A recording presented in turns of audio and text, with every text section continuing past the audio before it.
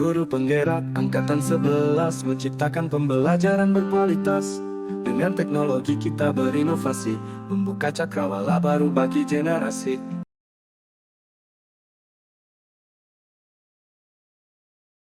Permisi Pak, minta waktunya sebentar.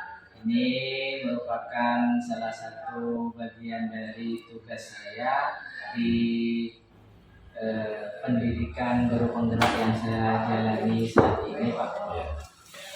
Saya ditugaskan untuk mewawancarai beberapa kepala sekolah terkait dilema etika yang dialami selama menjadi kepala sekolah Pak. Saya di sini bertujuan untuk mewawancarai Bapak terkait pengalaman tersebut. Selama Bapak jadi kepala sekolah, mungkin pernah mengalami dilema etika tentunya ya Pak ya. Selama itu Pak, bagaimana Bapak dapat mengidentifikasi kasus-kasus yang merupakan dilema etika yang Bapak alami? Ya, saya selama jadi kepala sekolah semua masalah besar kecil memang semuanya ada, ya semuanya ada. Tapi dalam mengidentifikasi permasalahan ada dua hal yang terjadi, yaitu bujukan moral dan dilema etika. Di mana yang saya pahami adalah bahwa bujukan moral atau benar lawan salah adalah sebuah situasi yang terjadi di mana seseorang dihadapkan pada situasi benar atau salah dalam mengambil sebuah keputusan. Dan dilema etika atau benar lawan benar adalah sebuah situasi yang terjadi di mana seseorang dihadapkan pada situasi keduanya benar, namun bertentangan dalam mengambil sebuah keputusan. Itu yang ada sih. Seperti itu ya Pak ya. Ya. Selama itu Pak, bagaimana Bapak bisa menjalankan pengambilan keputusan di sekolah Bapak, terutama untuk kasus-kasus di mana ada dua kepentingan yang sama ini Pak. Ya. Misalkan benar sama benar. Bagaimana Bapak mengambil kebijakan tersebut? Begini, sebagai seorang pemimpin, ketika dihadapkan dalam situasi mengambil keputusan, tentunya kita harus mengidentifikasi masalah yang terlebih dahulu. Apakah kasus tersebut berada di bujukan moral atau dilema etika? Selanjutnya ada beberapa hal yang perlu kita lakukan untuk mengambil keputusan, yaitu kita harus memperhatikan 4 paradigma dilema etika, 3 prinsip dan 9 langkah pengujian keputusan. Seperti itu Pak. Ya. Terkait langkah-langkah dan prosedur seperti apa yang biasa Bapak lakukan selama ini?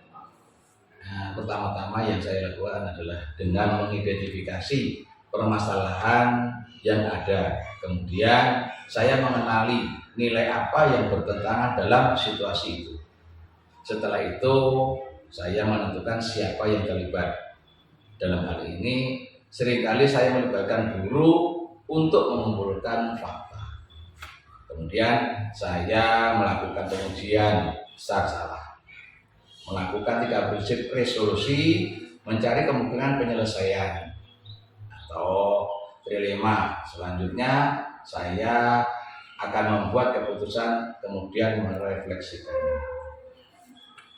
Seterusnya Pak, hal-hal apa saja yang selama itu Bapak anggap efektif dalam pengambilan keputusan pada kasus-kasus dilema etika yang Bapak alami? Ya memang hal itu agak sulit ya. Tapi ketika kita berhadapan dengan dilema etika, hal yang cukup efektif dalam pengambilan keputusan pada kasus dilema etika adalah menggunakan 3 prinsip resolusi, yaitu berpikir berbasis pada akhir, berorientasi pada aturan yang benar, dan tidak kalah pentingnya dengan mengutamakan rasa peduli. Kemudian juga memperhatikan dampak jangka panjangnya, juga merupakan hal yang efektif. Selain itu juga sering saya juga melakukan diskusi dengan para guru pemangku kepentingan, juga komite atau sekolah dan yang lain untuk menyelesaikan sebuah kasus atau permasalahan. Oh, seperti itu Pak. Begini Pak, tentunya dalam menjalankan sesuatu, intinya dalam pengambilan keputusan ini, tentunya ada tantangan-tantangan tersendiri Pak. Hal-hal apa saja yang selama ini eh, bagi Bapak merupakan tantangan dalam pengambilan keputusan pada kasus-kasus dilema etika? Ya, setiap permasalahan pasti ada tantangannya ya. Ada yang sulit, ada yang memang harus betul-betul kita kerjakan. Menurut saya dilema etika adalah permasalahan yang memang agak sulit untuk diputuskan karena menyangkut hal yang sama-sama benar. Itu adalah tantangannya. Namun saya kembalikan lagi pada nilai-nilai yang saya pegang teguh dan aturan yang berlaku, serta tidak lupa kepedulian terhadap sesama juga harus saya pertimbangkan dalam memutuskan. Selanjutnya Pak, apakah Bapak memerlukan jadwal tertentu dalam sebuah penyelesaian kasus dilema etika?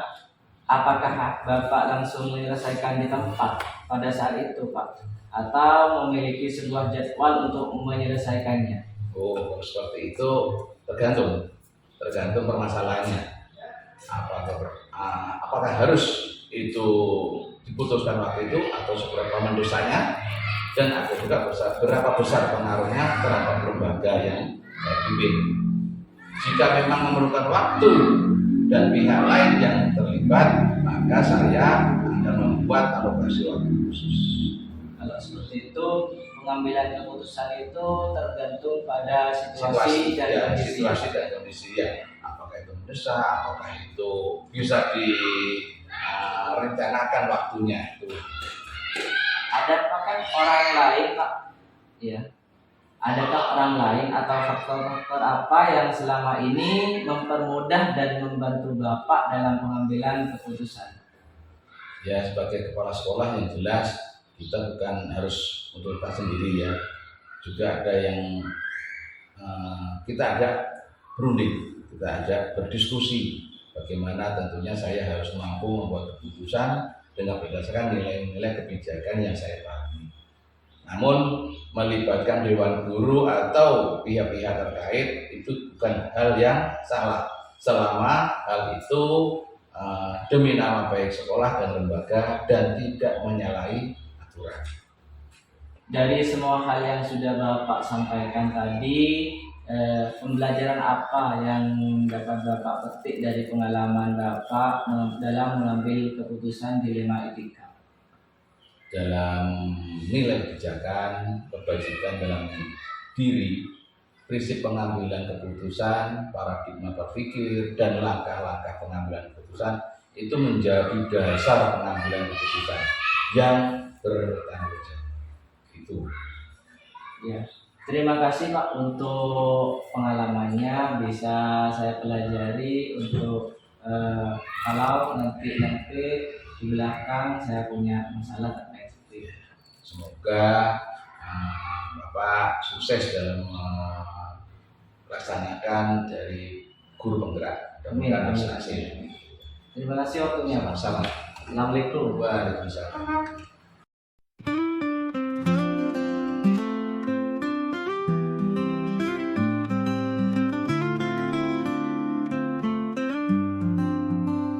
Guru penggerak angkatan 11 menciptakan pembelajaran berkualitas. Dengan teknologi kita berinovasi, membuka cakrawala baru bagi generasi.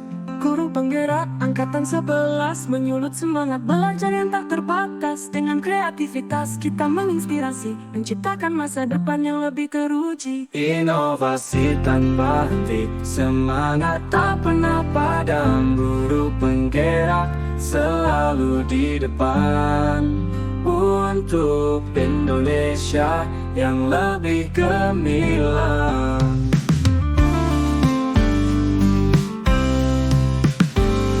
Guru penggerak angkatan 11 menciptakan pembelajaran berkualitas. Dengan teknologi kita berinovasi, membuka cakrawala baru bagi generasi. Guru penggerak angkatan 11 menyulut semangat belajar yang tak terbatas. Dengan kreativitas kita menginspirasi, menciptakan masa depan yang lebih teruji. Inovasi tanpa henti, semangat tak pernah padam. Guru penggerak selalu di depan, untuk Indonesia yang lebih gemilang, untuk Indonesia yang lebih gemilang. Guru penggerak angkatan 11 menyulut semangat belajar yang tak terbatas. Dengan kreativitas kita menginspirasi, menciptakan masa depan yang lebih teruji. Inovasi tanpa henti, semangat tak pernah padam. Guru penggerak selalu di depan, untuk Indonesia yang lebih gemilang, untuk Indonesia yang lebih gemilang.